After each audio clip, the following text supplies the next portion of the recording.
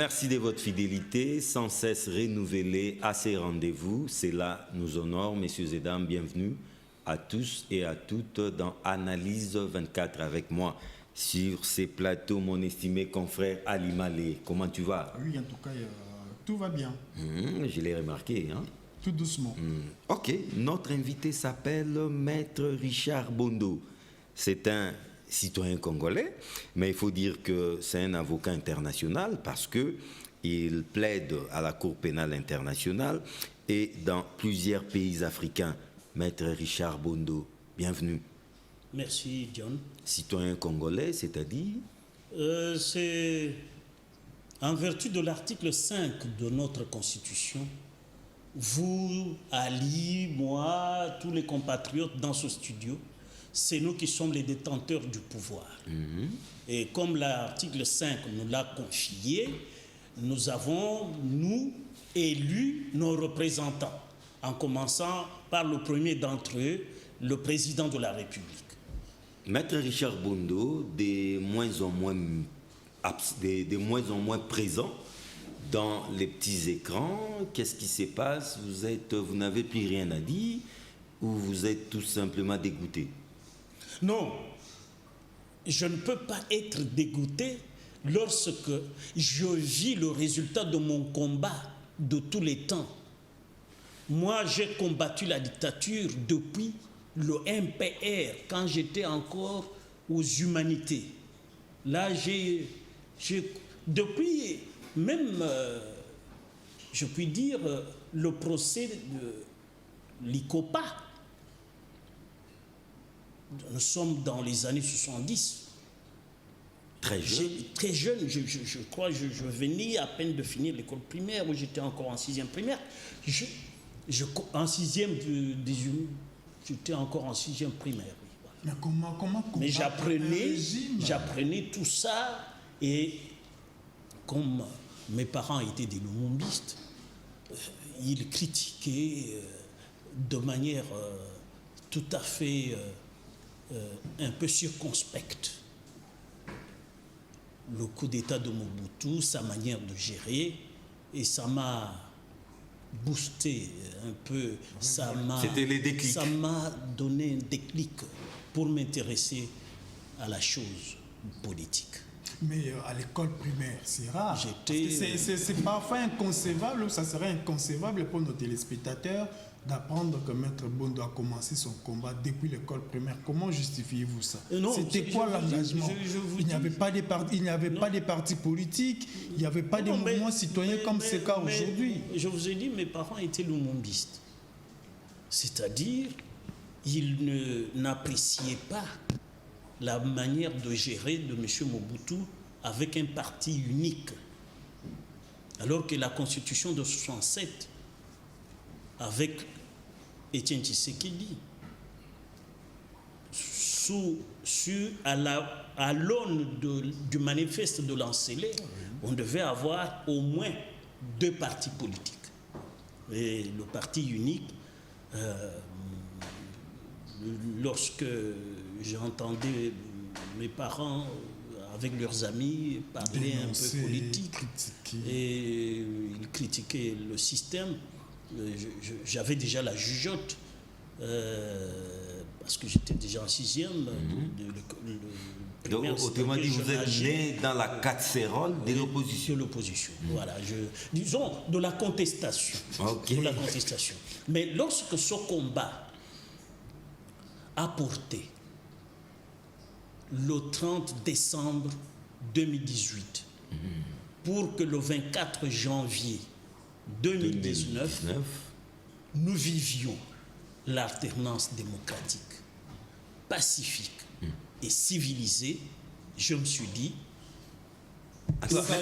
Maître Bondo, on va parler que de ça, hein? Mais revenons d'abord sur une question d'actualité, c'est la nomination par le président de la République, bien entendu, de membres du bureau du Conseil supérieur de la magistrature. Autrement dit, les grands animateurs de l'appareil judiciaire congolais. C'est-à-dire les gestionnaires, les animateurs du pouvoir judiciaire. Ok, vous êtes qui est le 3e un juriste, avocat de renom. Oui. Cette ordonnance est-elle venue au bon moment? Vous savez, avant de vous répondre, moi, je voudrais ressasser le serment du président de la République. L'article 74. Quel est le dernier engagement de Félix Antoine Tshisekedi? Selon l'article 74, le président a pris l'engagement, le tout dernier, d'être, en exercice de ses fonctions, le fidèle serviteur du peuple congolais. Au lendemain de sa prestation de serment, des mémos venus du corps des magistrats tombent sur sa table, sur son bureau, réclamant quoi? Le respect de leur statut, le respect de la régularité de l'Assemblée générale du Conseil supérieur de la magistrature chaque premier lundi du mois d'avril. Et comme depuis un certain temps, l'Assemblée générale des magistrats, du Conseil supérieur de la magistrature ne se tenait pas, les magistrats avaient envoyé un mémo pour revendiquer la tenue du Conseil supérieur de la magistrature afin que le président en exercice collabore avec un pouvoir judiciaire animé par des gens acquis au changement de mentalité, changement de comportement, changement dans le vécu quotidien, changement dans l'administration de la justice. Parce que ce n'est un secret pour personne, le peuple congolais a été largement déçu par la manière dont la justice est rendue dans notre pays.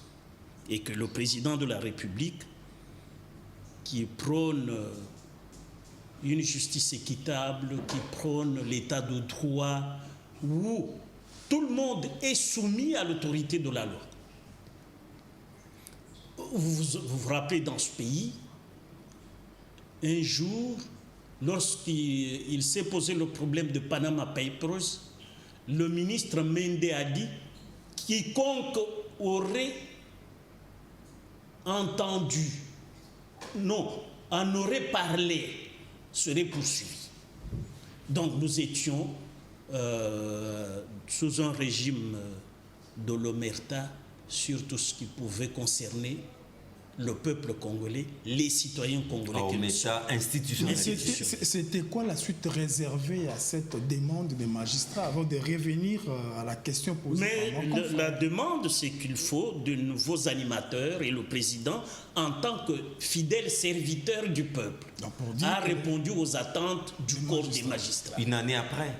Une année après, parce que d'abord, quel est l'instrument ou l'appareil qui appuie le président dans cette démarche? Il n'y avait pas de gouvernement. Le gouvernement est venu au mois d'août ou de septembre, et pour preuve, c'est que, respectant toujours son serment, l'article 82 de la Constitution lui dit: quand vous prenez vos ordonnances, il faut que ces ordonnances soient contresignées par le Premier ministre. Et Ilunga Ilunkamba Sylvestre est là, il a contresigné ces ordonnances. Mais puisque vous le dites, vous êtes juriste, revenons rapidement aux ordonnances signées par les chefs de l'État, nommant Kyungu, au niveau de la SNCC, au niveau de la GECAMINE, quelques animateurs. Cette ordonnance souffre jusqu'à présent. Mais là, c'est l'impératif. Parce qu'il y aura défaut de contresens. Non. Tchibala contresigné. Non, mais Tchibala ne pouvait pas parce qu'il était déjà Premier ministre démissionnaire. Moi, je suis citoyen congolais. Voilà. Mais vous m'avez présenté comme un juriste de notoriété et de réputation internationale. Voilà. Surtout ça. Je suis en quelque sorte pas un constitutionnaliste académique. Moi, je suis un constitutionnaliste prétorien, c'est-à-dire je pratique la Constitution. Et lorsque l'article 69 alinéa 3 de la Constitution ici n'est pas le fait de Tshisekedi. D'ailleurs, l'UDP, son parti, n'était pas parti au référendum. La Constitution ici a été adoptée à de référendum par le peuple congolais, souverain, selon l'article détenteur du pouvoir, selon l'article 5 de la même Constitution. Et dans cette Constitution, l'article 69 alinéa 3 dit « Le président de la République assure par son arbitrage, quelques points de suspension, la continuité de l'État ». Il y avait un Premier ministre qui expédiait les affaires courantes et qui avait le droit, lorsque le président, pour la bonne marche des affaires de l'État, a estimé que les deux entreprises méritaient de nouveaux dirigeants. Y avait-il urgence? Il y avait urgence parce que la GCABIN, quand Tshisekedi arrive, il trouve un code minier qui pose problème et qu'il lui paraissait nécessaire, même urgent et opportun, de désigner des animateurs à la GCABIN. Et comme le peuple réclamait la fluidité de transport des passagers, des marchandises et des biens utilitaires, il a pensé à la SNCC, qui est un canal d'évacuation de nos minerais jusque dans les ports sur l'océan Indien et même l'océan Atlantique. Pourquoi? Pour que le pays respire par une voie de communication adéquate. Mais quelle est la valeur juridique du contre-seing d'un Premier ministre démissionnaire? C'est le contre-seing du Premier ministre démissionnaire, oui, expédiant les affaires courantes. Oui, mais les urgences républicaines ou les urgences sociales pour répondre aux attentes du peuple commandaient que le président de la République nomma les nouveaux animateurs.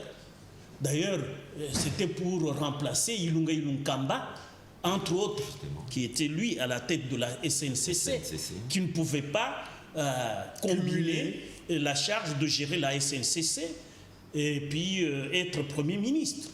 Donc cette vacance, d'abord, commandée déjà dès le mois de mai, quand il a été nommé. Ouais, les 20 mai. Oui, il devait être remplacé par de nouveaux animateurs. J'allais rebondir sur les sujets pour dire urgence, il y en avait selon Maître Bondo, mais une année après, l'ordonnance n'est pas entrée en vigueur. On ne sent pas l'essence urgence. On ne les sent pas. L'impéritie du ministre... Oh bon, écoutez, je ne voudrais pas... Écoute, je ne veux pas utiliser les épithètes... Je ne voudrais pas utiliser l'épithète très choyée par votre confrère Christian Bossembe, mais je dis qu'il y a une ministre... Bon, ici je puis paraphraser mon excellent confrère Maître Jacques Vergès, qui parlait des ministricules de Mitterrand, mais une ministricule qui était là, qui n'a pas voulu exécuter une ordonnance. Une ministricule, mais qui fait mal et qui reste c'est l'impéritie. Inamovible. Non, ici c'est l'impéritie. Ici, c'est l'impéritie. C'est elle qui va payer cette impéritie. Mais en attendant, les ordonnances du chef de l'État souffrent. Non. Maintenant, elles sont déjà publiées. Elle a quasiment mis à genoux le chef de l'État. Non. Au point que le chef de l'État doit revenir sur ses ordonnances. Non. Personne ne veut tromper. Les ordonnances du président de la République seront appliquées. Une année après. Qu'à cela ne tienne. Après conciliabule avec FCC. Il faut comprendre... Vous savez, le président de la République, c'est un monsieur très bien élevé. Le président de la République n'est pas... D'abord, vous avez vu, lorsqu'il s'adresse à la nation, au palais du peuple, quand il a fini et il devait sortir, quitter l'hémicycle, vous avez vécu en direct combien il est galant. Est-ce qu'on lui a renvoyé l'ascenseur quelques semaines après? C'est lui qui devait descendre le premier, mais il dit non, madame, la présidente de l'Assemblée nationale, après vous. Ça, c'est de la galanterie, c'est ça l'élégance de fonctions nobles, notamment être président de la République, institution première de la République. C'est pour vous dire, pour faire bref, le président de la République étant bien élevé, il ne lui est pas coutumier d'offenser une dame.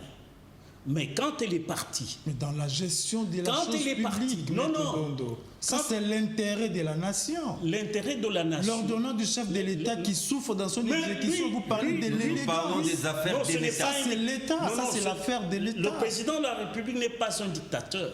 Et c'est pour cela, pour pallier ou pour remédier à cette situation, que maintenant, vous avez son bras séculier, le procureur général, qui est là, qui pourra s'occuper sérieusement d'un autre ministricule qui est au portefeuille. Appelez-les comme vous voulez, mais jusque-là, vous savez quand elle est encore là. Non, c'est français. Oui. Lorsque vous ne méritez pas le poste que vous avez. Ça, c'est selon Maître Bondo. Oui, c'est-à-dire vous n'assumez pas vos responsabilités conformément à l'article 93 de la Constitution. L'article 93, pour faire belge, de la Constitution, où l'on dit chaque ministre est responsable de son département, de son ministère, mais que vous receviez des charlatans du PPRD. Charlatans, c'est tout. Oui, c'est des vendeurs de rêves. Reconnaissons au moins la méritocratie qui a caractérisé le PPRD 18 ans durant. Le PPRD, pour laisser le pays à genoux. Non. Mais ils ont ruiné la République. Mais ne dites pas qu'il n'y a que des incompétents. Vous savez, non, moi je vous dis. Ça, c'est une parenthèse. Moi, je suis votre aîné. Ces gens sont vos alliés aujourd'hui. Non, moi je suis votre aîné. Non. Vous savez. Les gens qui ont ruiné ces pays, vous avez décidé de coaliser avec eux. Un allié est qui? Un allié est à côté de vous. Mais oui. Mais eux, ils sont en face de nous. Comment ça? Mais. Coalition vous avez CCK. Il y a 2-3 jours, dans une livraison du potentiel, il y a une tribune d'un certain Kika Ebin Karouki. L'homme qui a façonné... Un cacique du peuple. Non, mais incapable de faire de la diplomatie. Le lobbying dont il était chargé par Joseph Kabila a échoué lamentablement, au point qu'à New York, Madame Nikki Haley a tensé chez Okitundu. Qui avait échoué? C'était Kikaya qui a bousillé dans cette affaire-là pas moins de 60 millions de dollars. Dixit, feu l'ambassadeur Kisonga Mazakala sur votre consoeur Télé 7. Mais s'il vous plaît, maître. Donc moi, ce que je vous dis, c'est que il y a des gens qui croient que le peuple a une mémoire courte. Non. Vous savez, ce qu'on appelle la chance de la République démocratique du Congo. Ou la malchance. Non, la chance. Ok. Non. Rendons ça mieux.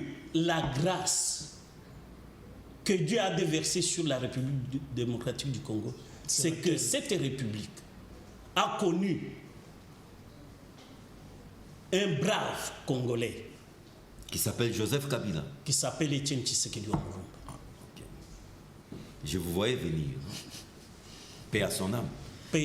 Il est d'heureuse mémoire parce que il sera un héros national immortel. Mais ça c'est bien dit, à l'issue des élections du mois de décembre, la cartographie électorale a fait que les présidents de la République, bien qu'ayant cette majorité présidentielle, il n'a pas de majorité parlementaire. Oui. À la place de la cohabitation, je ne sais au nom de quel principe juridique on adopte pour la coalition. Non, mais quel est le premier engagement du président de la République? Les nouveaux ou les anciens? dans la Constitution de la République. Oui.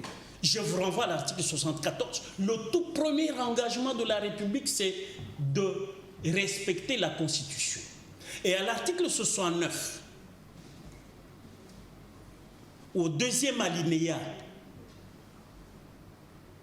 le président de la République a le devoir de veiller au respect de la Constitution. À l'article 78, deuxième alinéa de la Constitution, faute de majorité parlementaire, Oui, oui. la République démocratique du Congo ne peut connaître que la coalition. Cohabitation. Non, la coalition. Les deux possibilités sont offertes, mais les choix dépendent. Non.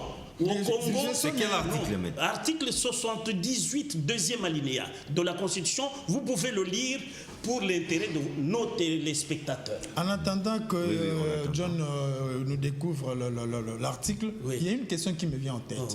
Maître dit que le PPRD ou le FCC n'est pas à côté, mais il est en face. Il est en face de nous. Il est en face. Pour aujourd'hui, en tout cas, ils se sont dévoilés. Ça doit être quoi l'issue? Parce que celui qui est en face, c'est vous, va dans le sens contraire des actions du chef d'État. Vous regardez en chef défaillance. Voilà. Ça doit être quoi l'issue? Est-ce qu'au nom du respect de la Constitution, le chef de l'État que vous présentez, que vous ne cessez de présenter comme le plus galant, doit être accompagné par cet adversaire jusqu'au bout? Ou ça sera quoi l'issue? Non. En attendant qu'on revienne sur l'article. Si les gens de FCC se remettent en cause pour ne regarder que dans la direction du président de la République, qui, lui, comme vous l'avez souligné, a la majorité présidentielle populaire. Vous ajoutez populaire?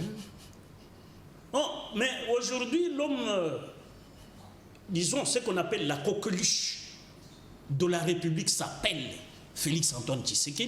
D'ailleurs, vous savez comment le peuple l'appelle? On n'en disconvient pas. Le peuple l'appelle Fachi Béton. Fachi Béton. Et nous tendons vers Fachi Bidon. Vous savez, quand, dans les années de la grande splendeur du président Mobutu, où on l'appelait Elombe Mobali Nkoi. Mais en dehors de Mobutu, ce ne sont pas des appellations qui sont tombés comme ça. En tout cas, Mobutu n'est pas un modèle. En dehors de Mobutu,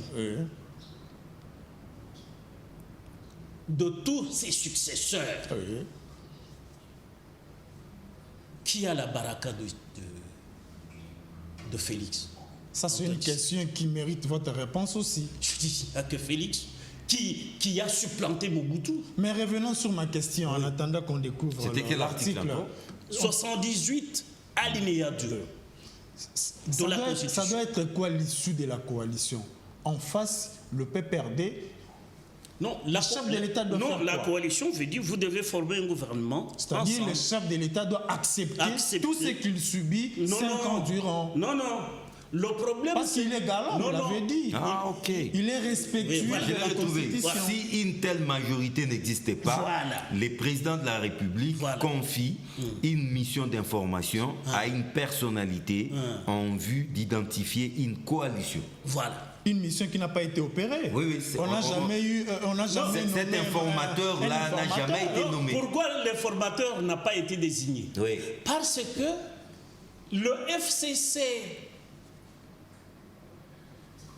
a fait les yeux doux au président.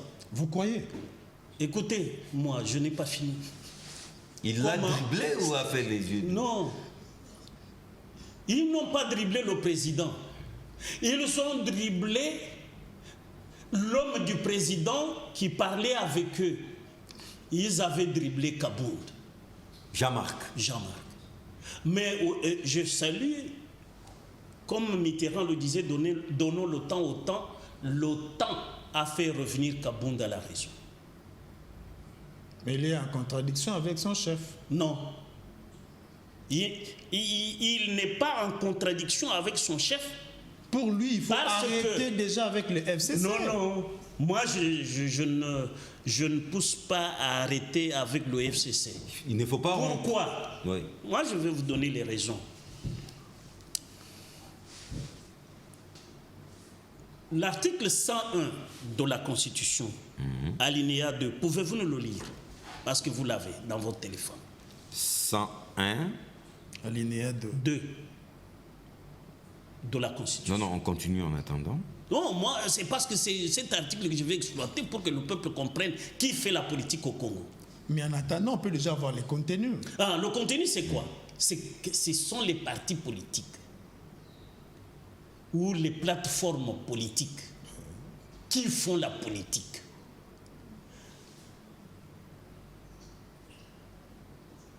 Après les élections, non, avant les élections, il y a eu cash. Trouvé, sans personnalité juridique. Il y a eu FCC, sans personnalité juridique. Mais sur le plan sociologique,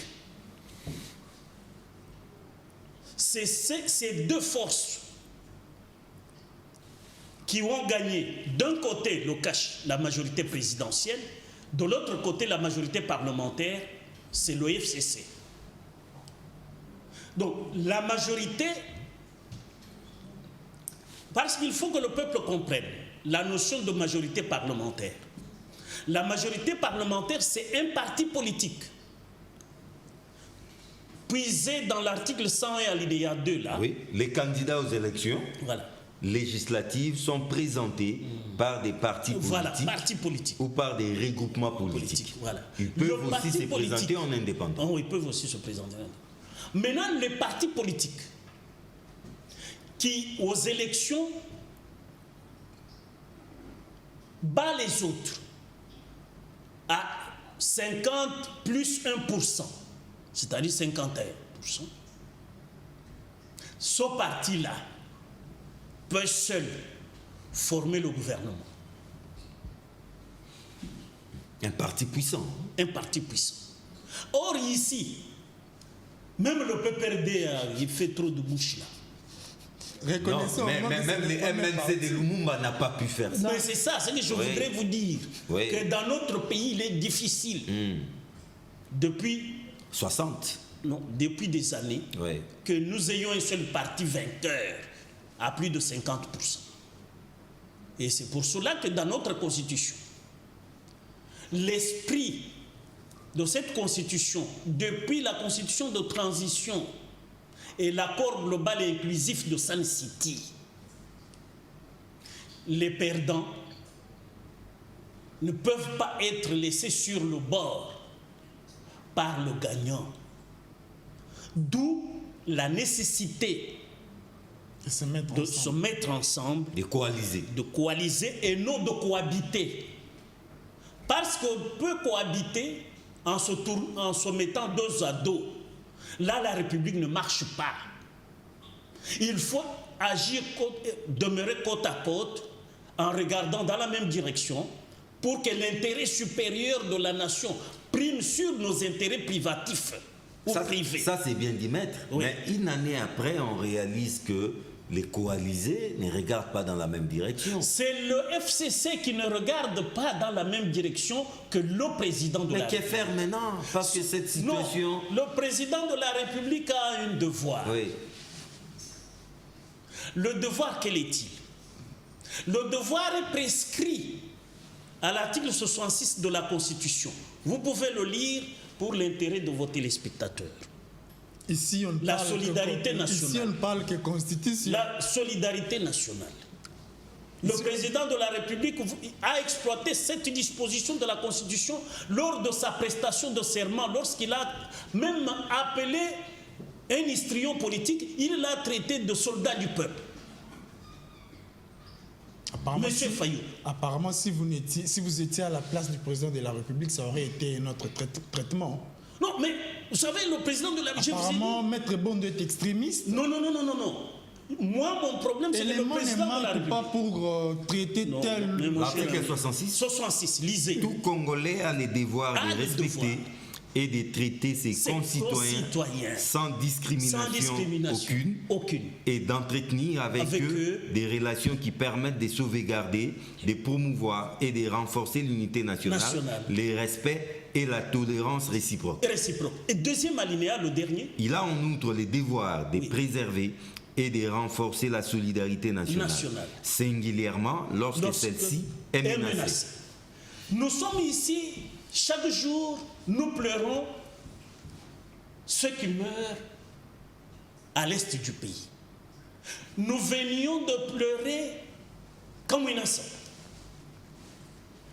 Yumbi. Un peu plus loin, au Congo central, avec Bundu Dia Congo. Avec Bundu Dia Congo. Bundu Dia Congo, trahi par son maître, au simple motif que Tchebeya, Floribert, paix à son âme, la cause de sa mort est puisée dans l'affaire Bundu Dia Congo.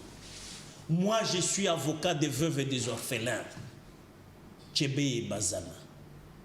Ce que je vous dis, ça c'est une révélation que vous faites, est une vérité inaltérable. C'est pour vous dire quoi? Le président qui est conscient de ses responsabilités, en pleine prestation de serment, tend la main au perdant. Il n'est pas le premier. Et qu'est-ce que le perdant a dit? La vérité des urnes. Non, la main du président est sale. Outrage. Quel extrême? Pour mettre bon, il n'y a que les extrémités. Mais, comme Tshisekedi Félix est bien éduqué, bien élevé, élégant, très élégant, galant, lui qui ne voit que l'intérêt supérieur de la République, a dit, je ferme les yeux. Mais ce n'est pas une faiblesse, ça. Non, non, ça c'est une force. Le pardon est une force, mon cher ami. Et il va continuer à pardonner jusqu'au bout. Ce que je vous dis, c'est Dieu qui nous le prescrit comme devoir. Savoir pardonner. Il a tendu la main. Et aujourd'hui, moi, ce que je plains les caciques du FCC. Parce que c'est nos compatriotes. Les deux leaders, celui qu'eux appellent leur autorité morale. Kingakati. Quand il est avec Félix, mais c'est des grands amis. En toute familiarité. Mais qu'est-ce qui leur prend pour qu'eux manquent de respect au président de la République, avec leur ministricule qui empêche l'exécution des ordonnances du président? Mais qu'attendent les chefs de l'État pour les sanctionner? Il vient de trouver c'est un premier pas. Il est en train de planter les décors. Vous verrez, dès qu'il aura prêté serment devant le président de la République, il va exploser. Mais le PG Mumba Mukomo, dont je connais l'autorité, exercera cette autorité. La coalition bat de l'aile. Tout à l'heure, vous avez dit, vous ne voulez pas rompre. Il ne faut pas faire ça. Mais qu'est-ce que vous proposez? Parce que cette situation ne peut pas perdurer. Ce que nous proposons, oui, c'est... Il y a une légende populaire qui dit on peut commettre le mal, mais ce qui est mauvais, c'est de persister dans le mal. Il faut que les gens du FCC se remettent en cause. Mais apparemment, ils ne sont pas prêts pour le faire. Je vous dis que les ministres, vous savez, le président à Londres l'a dit, ils viennent, en sourdine. Président, vous savez, nous on a déjà signé... Nous subissons la pression. Vous savez, la requête de... Non, l'ordre de signer déjà la prédémission. La prédémission n'est pas venue de Joseph Kabila. De qui alors? C'est venu de qui? De tous les caciques. Non, il faut leur coller une épithète. Vous cherchez une autre extrémité. C'est-à-dire des fossoyeurs de la République. Des fossoyeurs de la République. Mais entre nous, parce que vous ne vous imaginez pas, mes chers petits frères et mes chers compatriotes, vous ne vous imaginez pas combien ces gens ne laissent pas tranquille Joseph Kabila pour jouir de son repos. Non. De son retrait de la saveur de sa retraite politique. Parce que Kabila ne reviendra plus président de la République. Non, mais c'est vous qui le dites. Hein. Non. La Constitution, article 108, le lui interdit en tant que sénateur à vie. Non, mais il peut renoncer à ses statuts. Non, on ne renonce pas. Chez nous, c'est consommé. Tu ne peux plus revenir. C'est à vie. Ah, c'est à vie. D'ailleurs, on a même ajouté sénateur à vie. C'est viager. C'est viager, maximum viager. Donc Joseph Kabila, là où il est, quand il regarde tous ces chansonniers, les chansonniers de la Kabylie... Mais qu'il ne vous dit pas qu'ils reflètent ce que pense leur leader politique. Je vous jure. Non. Parce que vous savez, ces gens, ces gens ont imprimé une peur inutile à Joseph Kabila. Quand il n'avait pas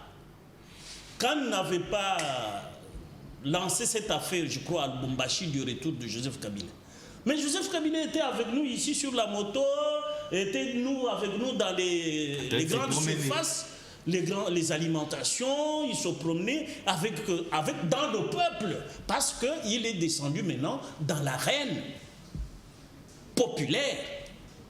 Et lui-même sait, à une question de vos confrères, vous savez, le jour où les gens faisaient la génuflation à la queue leu à Kingakati, un de vos confrères a posé une question à Joseph Kabila pour lui dire, bon, bientôt vous irez siéger au Sénat. Quelle était la réponse de Joseph Kabila? Si ma mémoire ne me trahit pas, Joseph Kabila a dit, je ne pense pas que ça soit régulier que j'aille siéger au palais du peuple. Pourquoi? Parce que lui ne siège pas. Son mandat, non. Son statut est honorifique. Je ne dirais pas honorifique, mais c'est par la force de la loi qu'il ne peut plus. La loi comme constitution et même la loi que lui-même a promulguée. Le comble, c'est quoi? Vous savez, dans son livre,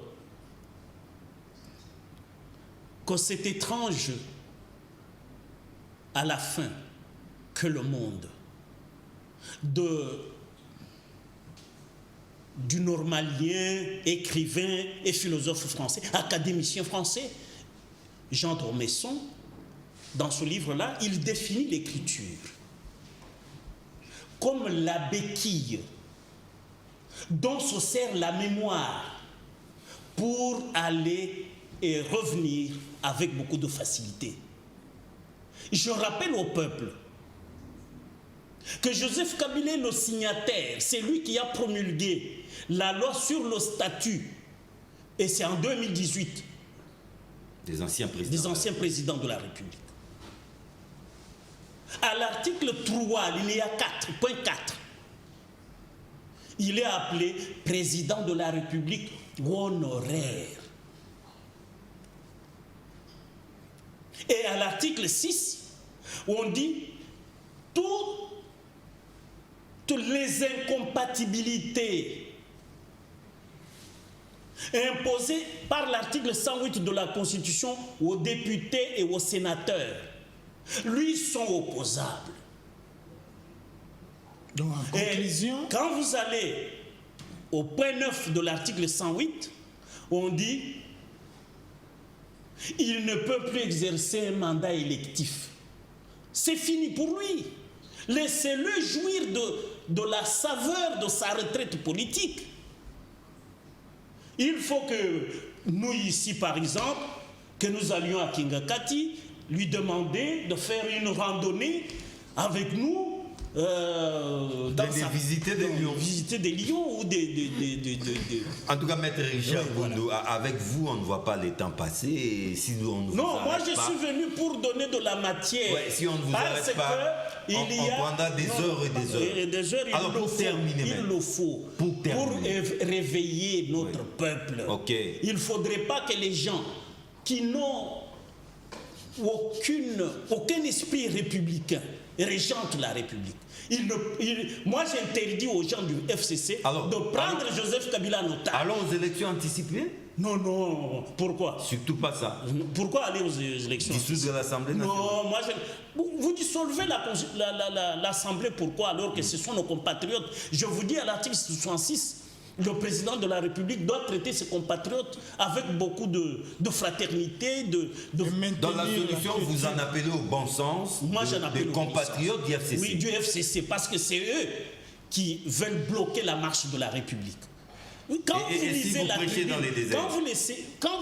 lisez la tribune, la mauvaise sortie de votre ex-confrère, Kika Ibn Karoubi, qui a échoué dans sa diplomatie. Il a voulu faire le lobbying, mais il a bouffé, englouti des millions de dollars. Pour rien. Au point que chez Okitundu, un vrai diplomate congolais, a été nargué aux Nations Unies par Niki Haley.